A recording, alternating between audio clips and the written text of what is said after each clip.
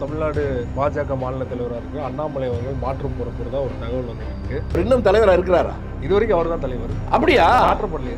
ரெண்டு நாளைக்கு முன்னாலே மோடி வந்தார்ல, மோடி மஸ்தான். அவர் மீட்டிங் நடக்கும் போது மேடையிலே அவர் ஏத்தலையாம, கீழே தான் உட்கார்ந்து இருந்தாலும். அதை சொன்ன உடனே அவர் பதவி எடுத்துட்டாங்கன்னு நான் நினைச்சேன்.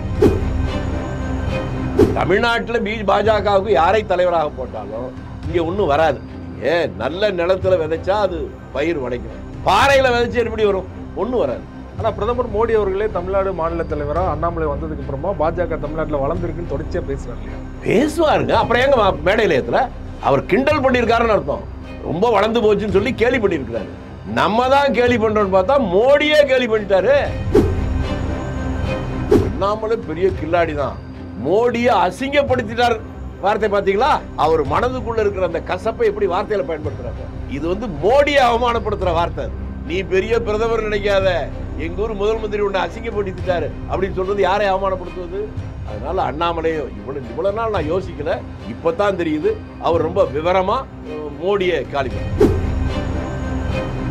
அதிமுக குள்ளநெறி கூட்டங்க நீங்க நினைக்கிற மாதிரி எல்லாம் நீங்க எதிர்பார்க்காங்க. எந்த நேரத்தில் என்ன முடிவெடுப்பாங்கன்னு சொல்ல முடியாது. நான் வேடிக்கைக்கு சொல்லல. இந்த நேரத்தில் அவர்களுக்கு ஏதாவது பிரச்சனை தனித்தனியா பிரிஞ்சு ஏதோ வடக்கு வளைகிறோம் நடிகிறோம் எல்லாம் இருப்பாங்க. அது முடிஞ்சதுக்கு வர நிமிந்து நிற்பாங்க பாருங்க. இதெல்லாம் அவங்ககிட்ட கடந்த காலத்தில் அப்படித்தான் அதிமுக இருந்தது. நீங்க அப்படியே தொடர்ந்து பார்த்தீங்கன்னா உங்களுக்கு புரியும்.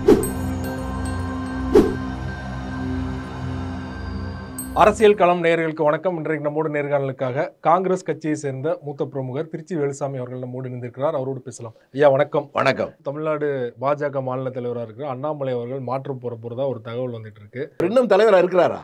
இதுவரைக்கும் அவர் தான் தலைவர். அப்படியா? மாற்றப்படலையே. இப்போ ரெண்டு நாளைக்கு முன்னாலே மோடி வந்தார்ல, மோடி மஸ்தான்.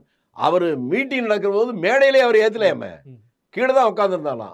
அதை சொன்ன உடனே அவர் பதவி எடுத்துட்டாங்கன்னு நான் நினைச்சிட்டேன். புதிய தலைவர்கள் நியமிக்கல இல்லையா? என்ன அவர் இருக்கிறாருன்னு இப்பதான் தெரியுது எனக்கு. அதனால சீக்கிரம் இருந்தும் இல்லாத இடத்துக்கு போயிட்டார். இப்போ நேற்று வரலாம் ஒரு ஆடாத ஆட்டம் இல்லை. இன்னைக்கு ஏதாவது பேசியிருக்கிறாரா? இல்ல இனிமே பேச மாட்டார். அதனால புதிய தலைவரை போடுவாங்க. இனி எந்த புதிய தலைவர் போட்டு என்ன ஆக போகுது?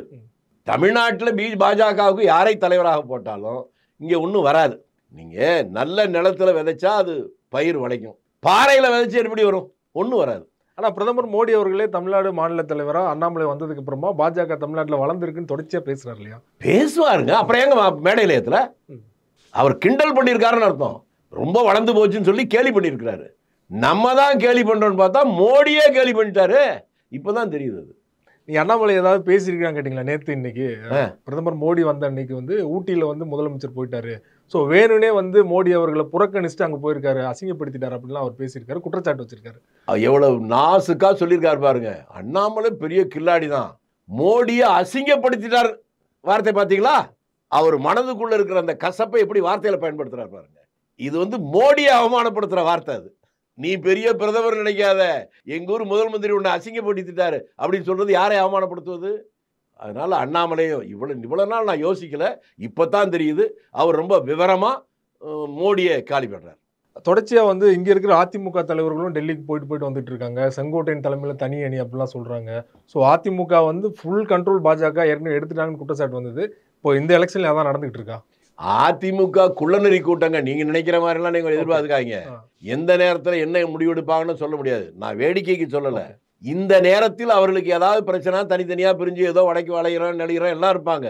அது முடிஞ்சதுக்கு வர நிமிந்து நிற்பாங்க பாருங்க. இதெல்லாம் அவங்ககிட்ட கடந்த காலத்தில் அப்படித்தான் அதிமுக இருந்திருக்கு. நீங்க அப்படியே தொடர்ந்து பார்த்தீங்கன்னா உங்களுக்கு புரியும். அதனால் இப்போதைக்கு அவர்கள் செய்கிற செயல்கள், பேசுகிற பேச்சுக்கள், இதைத்தான் நாளைக்கும் பேசுவார்கள், நாளை மறுநாளும் பேசுவார்கள், தேர்தல் வரும்போதும் பேசுவார்கள் என்று நான் நம்பல. அவருடைய தேவை, அவருடைய பிரச்சனைகள் முடிவதற்கு வளைந்து நெளிந்து பேசுகின்றவர்கள் இதை ஒருவேளை முடித்து கொண்டால் ஒரு 6 மாசம் கழிச்சு என்ன பேசுவாங்கன்னு யாரும் சொல்ல முடியாது. பேசுவதற்கு கொஞ்சமும் தயங்க மாட்டார்கள். தேர்தல் சமயத்தில் பாஜகவை கழட்டி கொடுக்க வாய்ப்பு இருக்கா? நிறைய இருக்கு. அதான் முதல்ல சொன்னேன், என்ன வேணாலும் செய்வதற்கு துணிவா செய்வாங்க அவங்க. கடந்த காலத்தில் அப்படி இருந்திருக்காங்கல்ல. ஆனா கடந்த காலத்துல இருந்த தலைமை வேற, இப்ப இருக்கிற தலைமை வேற இல்லை இல்லையா? அதை விட இது ஒரு ஆபத்தான தலைமை. இப்போ ஓகே, நீங்க நினைக்கிற மாதிரி நீங்க எடப்பாடி உங்களுக்கு எவ்வளவு நாளா தெரியும்? அவருடைய வரலாறே எனக்கு தெரியும்.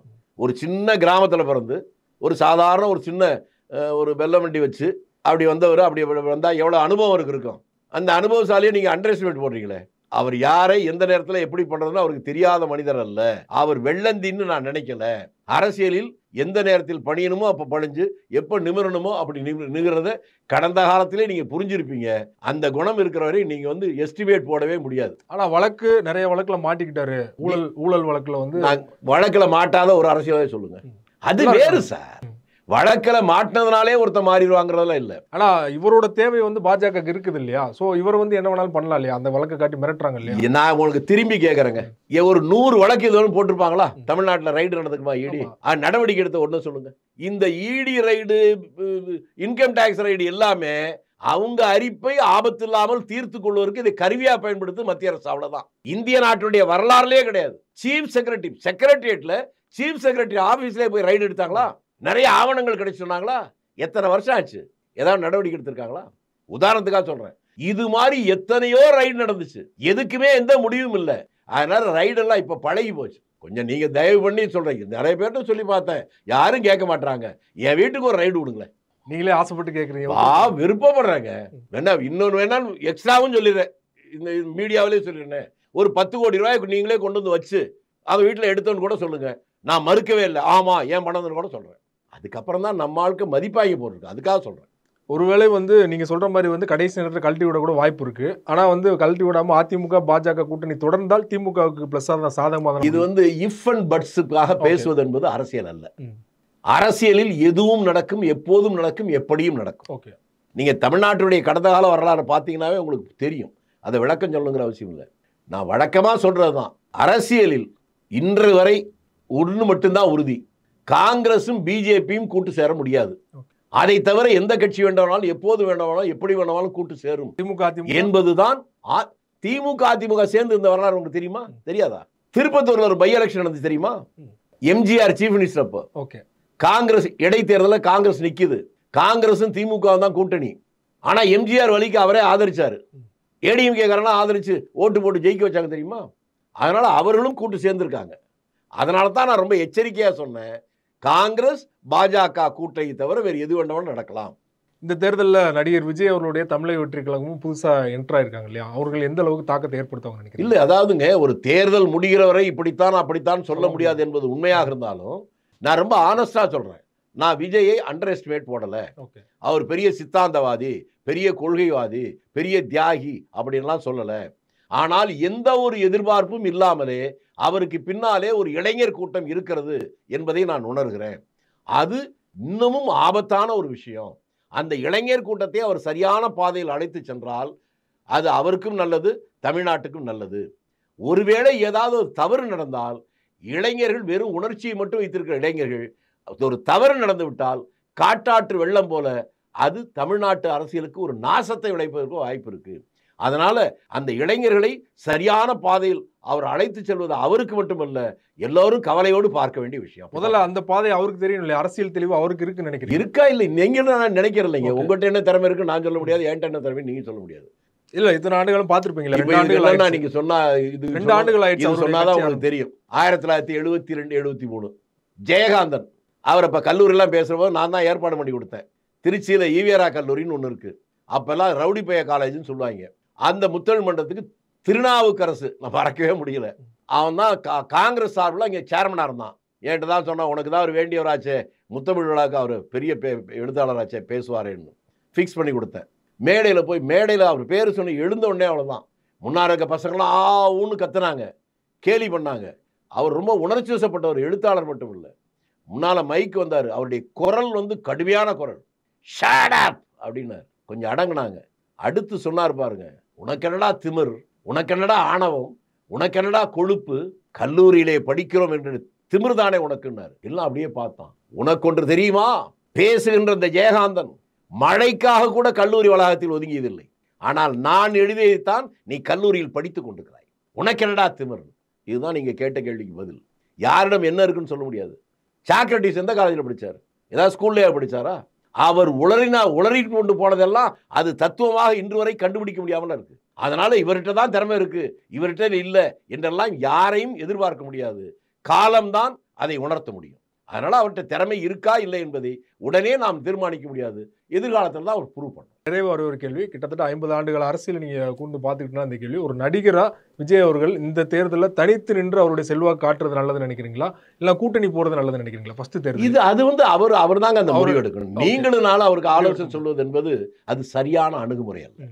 ஏன்னா தமிழ்நாட்டில் மிக பிரம்மாண்டமான ஆட்கள்லாம், நான் உங்களை பார்த்து இப்ப கேட்கிறேன், நீங்க கொஞ்சம் முன்னால சொன்னீங்க திமுக அதிமுகன்னு சொன்னீங்கல்ல, ரெண்டும் தான் தொடர்ந்து 67ல இருந்து இன்றைக்கு ஒன்றும் ஆட்சியில் இருக்கா?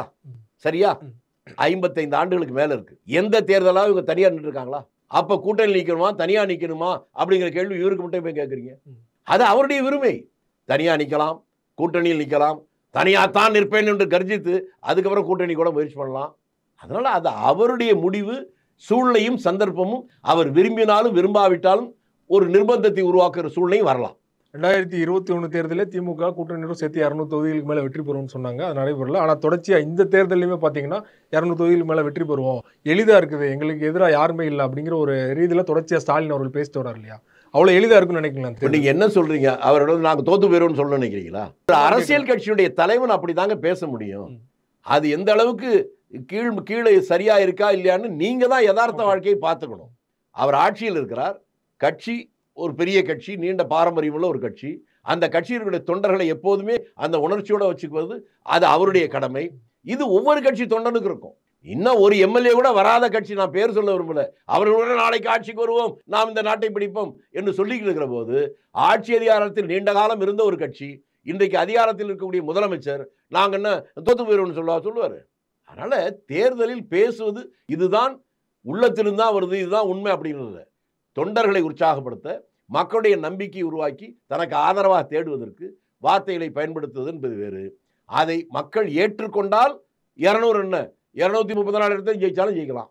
கூட்டணியில் இருந்தாலும் நீங்க உங்களோட கருத்தை உடைச்சு பேசுறாள். அதனால தான் நான் கேட்கிறேன், கலா யதார்த்தம் எப்படி இருக்குன்னு கேட்கிறேன். இல்ல, கலா யதார்த்தம் நான் சொல்றேன்.